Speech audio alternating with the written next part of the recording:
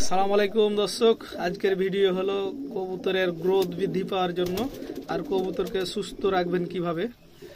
তো দর্শক, আপনারা যদি কবুতরকে সুস্থ রাখতে চান আর কবুতরের গ্রোথ বৃদ্ধি করতে চান, তাহলে আপনি আপনার কবুতরকে প্রতিদিন গম খাওয়াবেন, গম জব।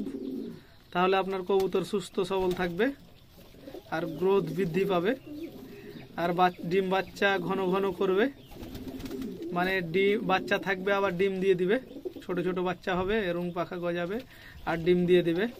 তো আপনি যদি আপনার কবুতরকে সুস্থ রাখতে চান আর গ্রোথ বৃদ্ধি করতে চান, তাহলে অবশ্যই ভালো শুকনা গম খাওয়াবেন কবুতরকে রেগুলার।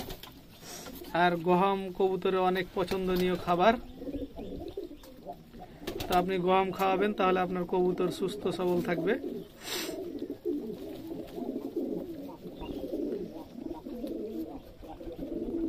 আর কবুতরকে গম খাওয়ালে কবুতরের পালকগুলো অনেক সুন্দর মসৃণ দেখাবে।